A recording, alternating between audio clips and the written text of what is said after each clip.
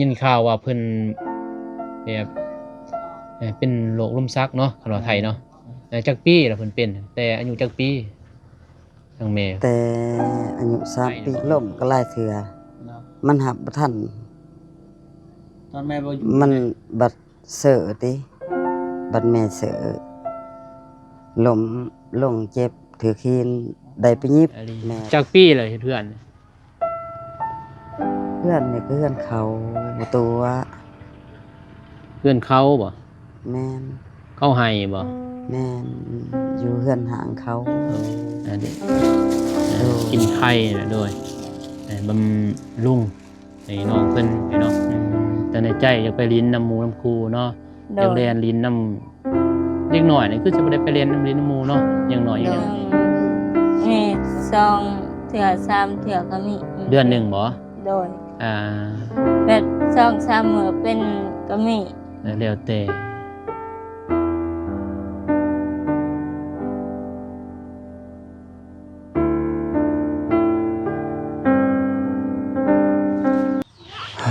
จ้ะพี่น้องเอ้ยเนาะเปิดภาพมาบัดนี้อยู่พี่เด้อพี่น้องเด้ออยู่บ้าน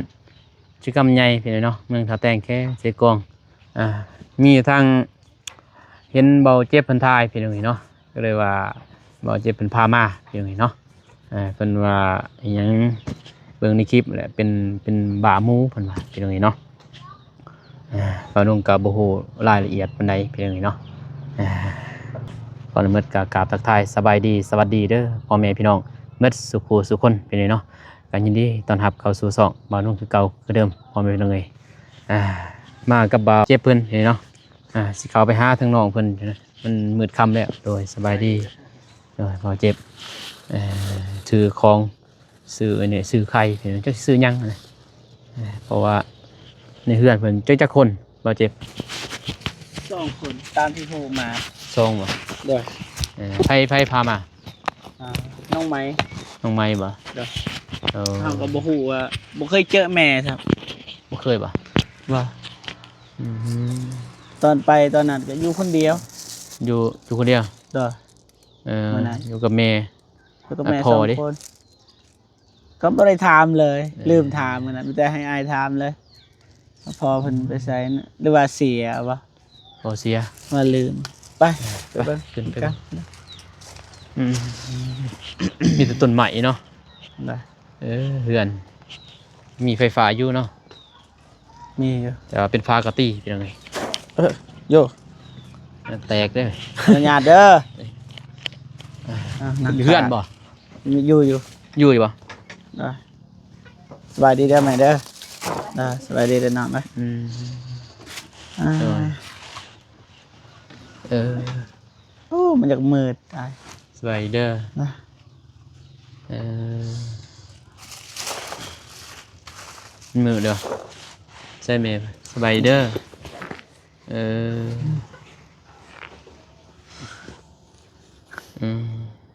เป็นยังฮะ เอ๊ะนั่นได้ไหม อืมเอาไปอยู่ไก่เมย์ก็ได้อย่าไป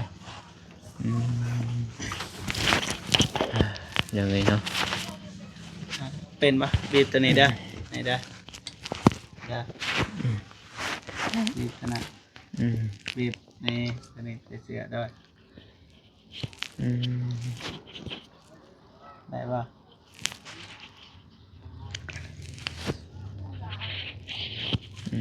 ผู้เป็นบาผู้นี้บ่เออ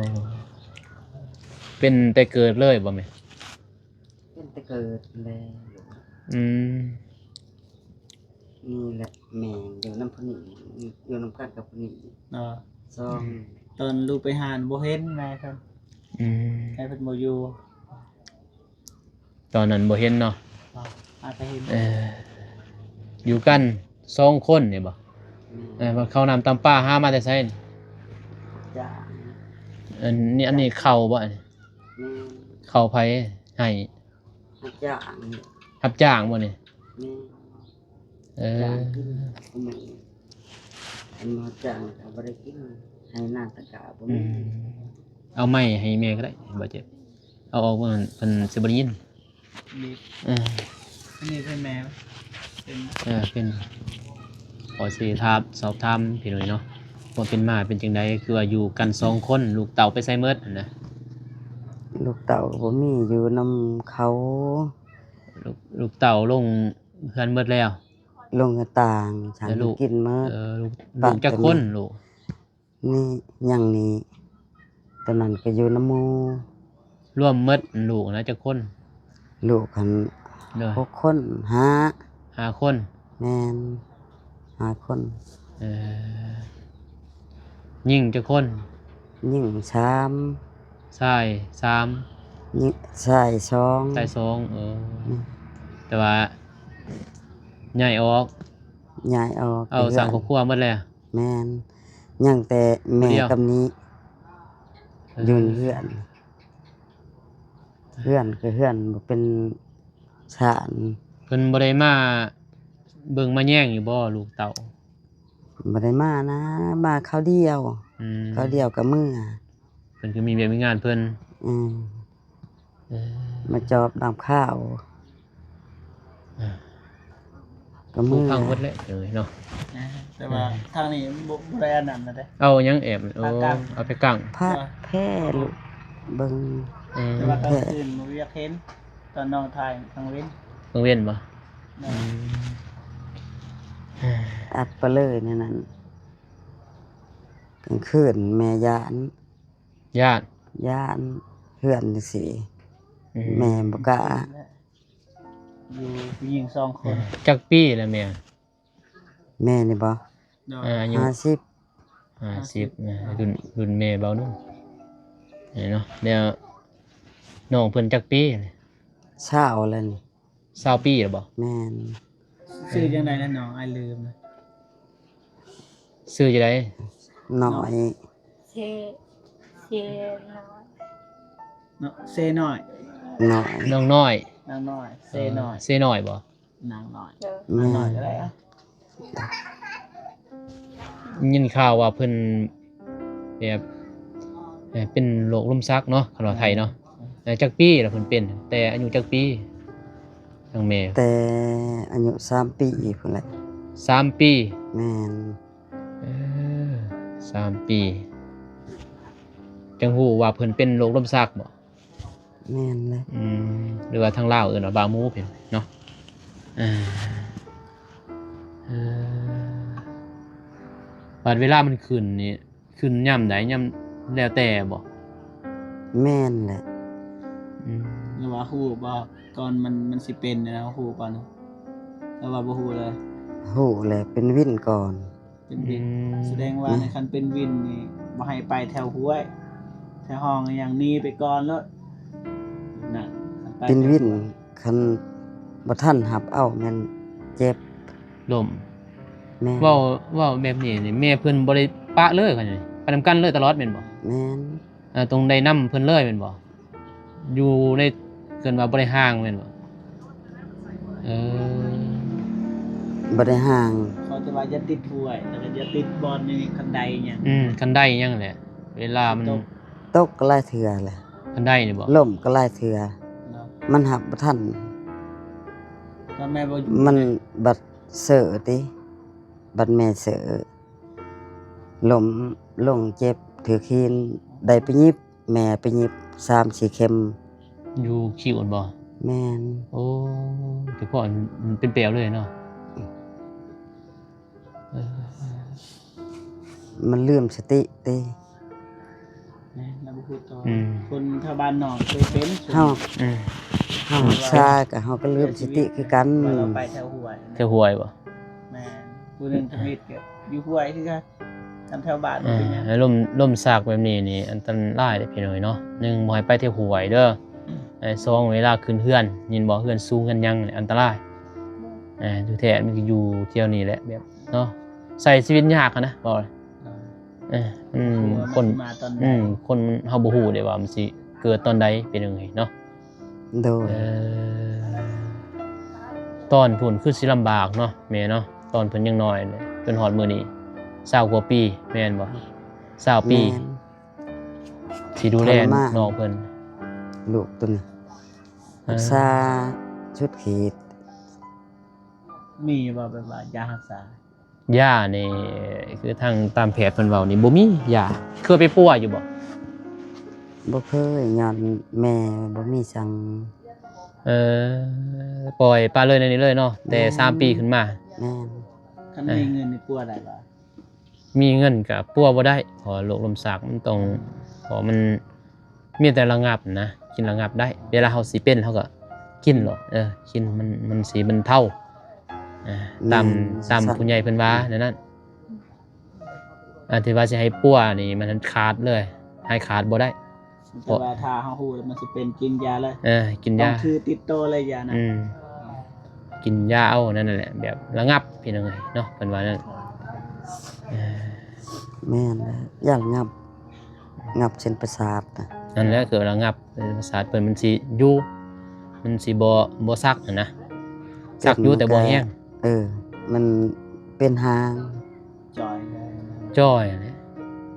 จ้อย กินข้าว แล้ว ก็บ่แซ่บ บ่อยากเข้า าม กินบ่หลาย ใส่กำลังนั่นแหละ อืม กำลังเบิดไปกับมัน ขึ้นมาว่าอย่างหนึงก็โรคเวทโรคกรรมมันน่ะรักษาบ่ได้เกิดมาเรียบลงสาวองยังพี่น้อง แม่ รักษาบ่ได้นะอันนี้นั่น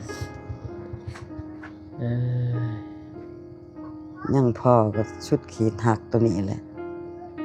เออ ย้อนมันเป็นจังซี่พออันหักชุดขีด จอย นี่บ่มีพ่อก็เสียแล้ว เสียปีกาย อืม ปีกายไปซื้อแม่นแหละ2 ปี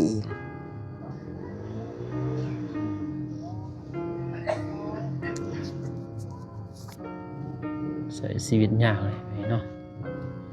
ถ้าเพื่อนเนี่ยคือจังซี่นี่ซูมจังซี่มันมีแต่ก้อนหินอยู่ลุง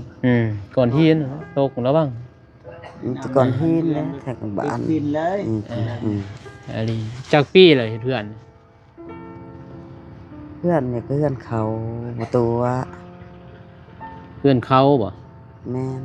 เขาให้บ่ แม่นอยู่เพื่อนห่างเขา โอ้อันเพื่อนเองนี่บ่มีเนาะ บ่มี เป็นเพื่อนห่างเขาให้มอบให้ แม่น โอ้ดินหน้ายังบ่มีบ่ดินหัวใน บ่ สวน มีดินปลูกสร้างนี่ก็บ่มี ปลูกสร้างนี่บ่มี บ่ อยู่ดินไผนี่ ดินเขา เออ แม่นี่บ่มีเว้าตรงโลดบ่มีสั่งแม่ เออ ดินหัวดินสวนก็บ่มี ดินปลูกสร้างนี่ก็บ่มี มีดาบจาง หับจ้างนี่ไผสิไปหับจ้างนี่เป็น2คนเลยนี่ไปนำกันนี่บ่ ครับไปนำกัน เออ ปะบ่ได้ปะไอ้นายนี่ก็ยันบ่มีผู้เบิ่ง ไปนำกัน ไปนำกัน ดาบจางคู่มือเลย อืม แต่ถ้ามือใดบ่สบายแม่แล้วบ่สบาย เออ อดได้ก่อน รวมสองรวมสักเนาะ แม่น บางที มือได้ว่า บ่สบายไปบ่ได้ อันนี้คือรายเดือนเติบยก2คนเนาะ รับจ้าง อืม รับจ้างกินจังซี่แหล้วก็ซ้ำ เขาเปลือกบ่แล้ว ข้าว ก็ เป เปื ลื อ อก เปลือก ข้าวเปลือก ที่ได้อยู่ประมาณ2ซอบ3ซอบ4 อืมจำนั้น ซอบหนึงนี่กินได้จักเดือนซอบหนึง สอบหนึ่งเดือนป้าย เล่น อืม 2 คนมีลูก อืมอืมก็สิว่าเป็นจังไงเนาะชีวิตคนเฮามันก็เลือกเกิดบ่ได้นะนี่คือบ่าวนุ่งว่าอันนี้ก็บ่าวนุ่งก็จะสอนยังได้พี่น้อยเนาะก็บ่เจ็บทีมงานมีแต่ว่าถ่ายให้พ่อแม่พี่น้องเบิ่งนี่แหละอันใดมันคือถ้าว่า FC เนาะคิดว่าถ้าต่างประเทศเนาะคือว่าประเทศลาวเฮานี่บ่ได้แหละปัวเรือต่างประเทศว่ามียาพื้นเมืองบ่แล้วแต่เนาะ เด้อ มีวิทยาแนะนำนะว่าให้กินแบบนั้นแบบนี้เนาะก็ดีพี่น้องเอ้ยเพราะว่า20ปีใส่ชีวิตแบบลำบากนะไปไสมาไสก็ต้องนี่เป็นบาปเป็นเวรให้แม่เด้คือว่าพี่น้องเอ้ยเนาะ แม่น เฮาใส่แล้วใส่นะบาปเวรบ่จบบ่สิ้นคือว่าครูเวรคือว่าครูกรรมครูเวรนำกันแหละ กับแม่นี่นะมันต้องได้หากินหายากก็ยากลำบากเป็นจังไงเนาะ ว่า เออ แม่นี่ว่ามามีแต่ตาไหลเลยแม่นี่ อ่า บ่ลงคงบ่มี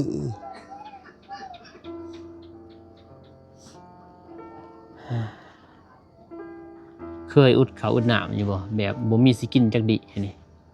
มีแล้ว เคยอึดอยู่ ขา บ่ ด เคยขาดจักมื้อบ่ได้กินข้าว 3 มื้อก็มี4 มื้อก็มี บ่มีแล้วสิไปหาแนวใดบัด บ่จักคิดเลย คือตอนนั้นน่ะนะบ่มี 2-3 มื้อเนี่ยไปหาน้ำไผกินน้ำไผบัด ไปหาคอน้ำเขาแหล้ว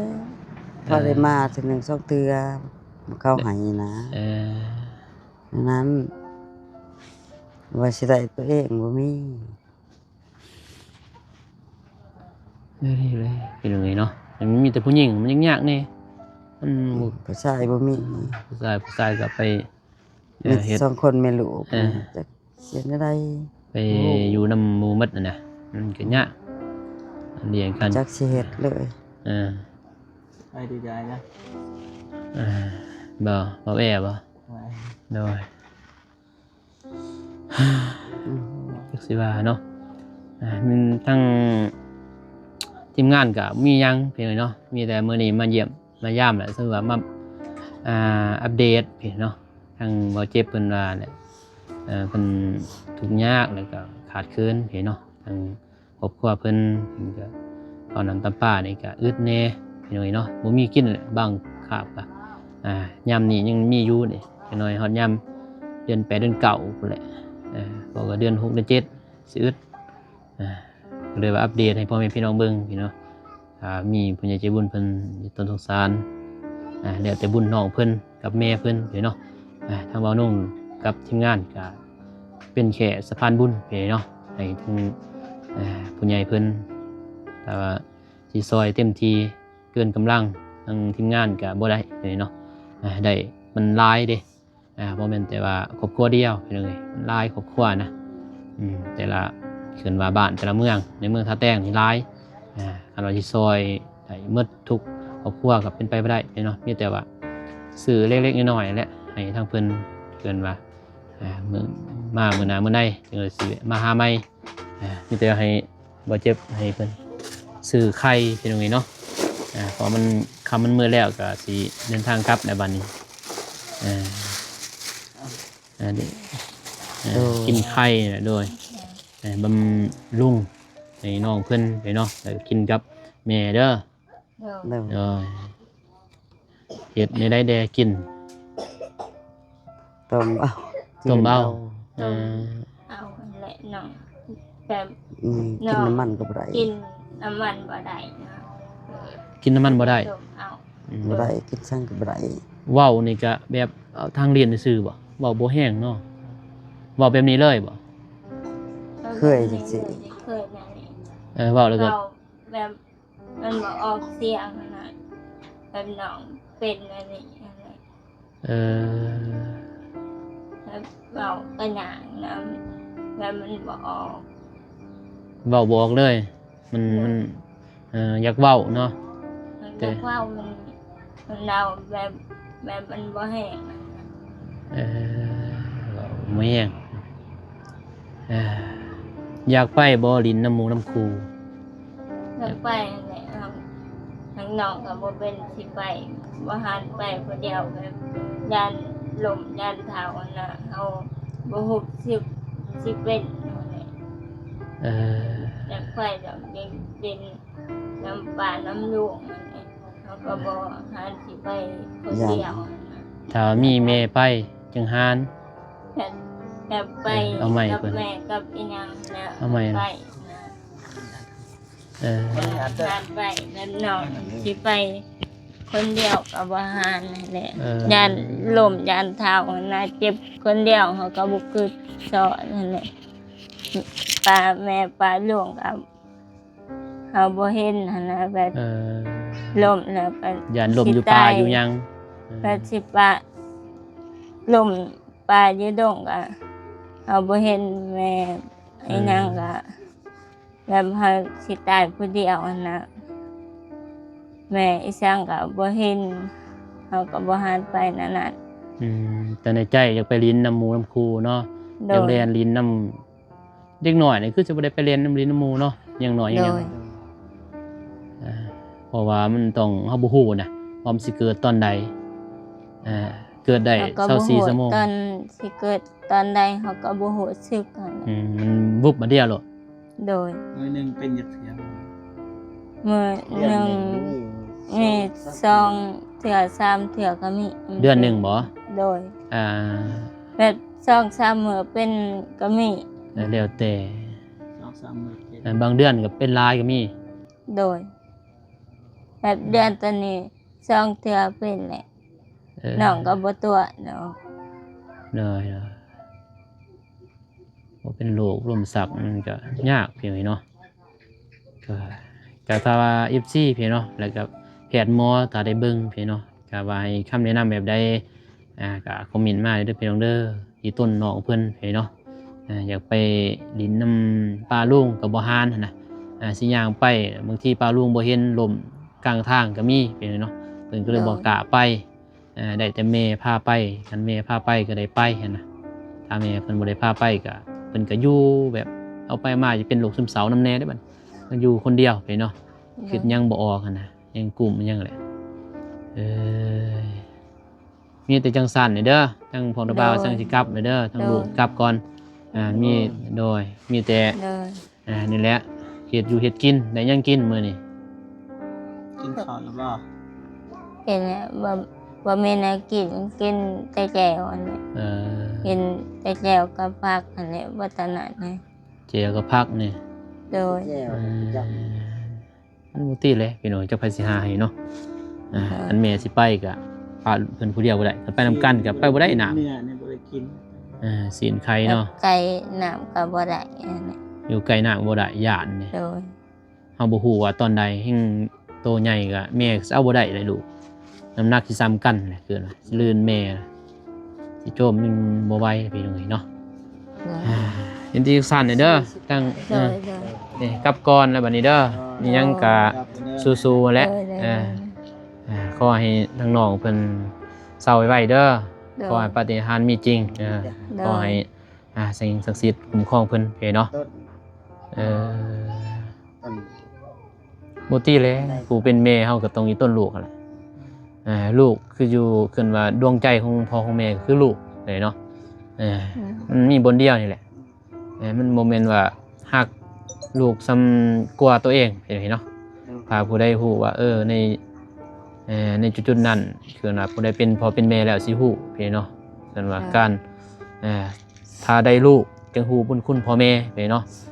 ถ้าผู้ใดบ่ได้ลูกได้เต้าสิบ่ฮู้บุญคุณพ่อแม่ดอกเพราะบ่ฮู้ความลำบากเด้ถ้าได้ลูกแล้วว่าเพิ่นเลี้ยงเกลือเฮาซ้ำใดซ้ำเฮาสิใหญ่ซ้ำนี้นั่นแหละพี่น้องเอ้ยเนาะคนเฮามันเลือกเกิดบ่ได้จริงๆได้ถ้าว่ามันเกิดมาแล้วเฮาก็สู้ซนสู้ต่อไปแหละ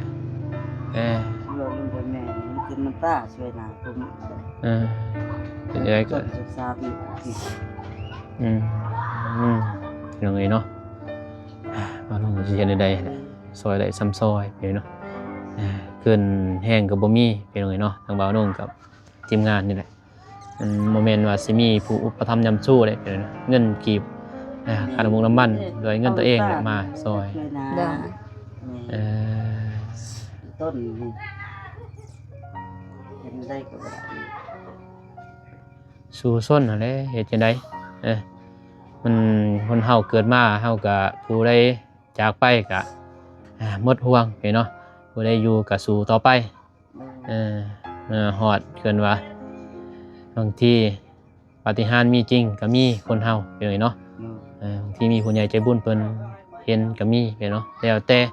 ถูกดวงถูกชะตาแหละก็แนวนี้แหละทางบ่าวนุ่งก็จึงว่าไปทายพี่เนาะสิเป็นผิวออกพิการเป็นเด็กน้อยเป็นหยังก็อย่าต้องทายให้พ่อแม่พี่น้องเบิ่งเฮาซอยบ่ได้บางทีเพิ่นเห็นเพิ่นอีต้นคนมีคนยังเพิ่นเห็นเพิ่นอยากซอยก็แล้วแต่ผู้ใหญ่เพิ่นขออโมบุญนำแหละพี่น้อยเนาะทางทีมงานกลับก่อนเด้อไปเด้ออยู่ดีมีแห้งด้วย อ่า แม่ โด เด้อย เอาไม้น้ำเนาะบ่เจ็บพี่ยิบละโอเคไปบ่เจ็บขอบใจหลายทางบ่เจ็บเด้อที่มาส่งโดยไปพี่น้องเอ้ยพอดีค่ำพี่น้องเอ้ยเนาะมาเพื่อนน้องเพื่อนนี่แหละบนอยู่บนกินก็โอเคพี่น้องเนาะบ่าวนุ่งกับบ่เจ็บก็สิเดินทางกลับก่อนพี่น้องพอดีค่ำพี่มื้อก็ขอขอบใจทางผู้ใหญ่ใจบุญทุกท่านพี่น้องเขาเนี่ยครอบครัวนี้ก็พากในเด้อพี่น้องเด้อเนาะพากเบิ่งพากแย่งแน่ก็อีต้นทางน้องเพิ่นพี่น้องสงสารนั่นแหละแม่เพิ่นแน่พี่น้องเลี้ยงมา20 ปีพี่น้องเนาะแบบไปไสบ่ได้พี่น้องไปติดคนกันไปเลยนั่นแหละพี่น้องเอ้ยเนาะโอเคพี่น้องคลิปนี้บ่าวนุ่งก็ขอขอบใจขอบคุณทางผู้ใหญ่ใจบุญทุกท่านและ FC ทุกท่านที่เข้ามาติดตามรับชมพี่น้องก็ขอให้ FC และผู้ใหญ่ใจบุญทุกท่านอยู่ดีมีแรงหมดสุขสุขคนเด้อพี่น้องเด้อเนาะพบกันใหม่คลิปหน้าคลิปนี้ขอกล่าวคำว่าสบายดีพี่น้องเอ้ยไปบ๊ายบาย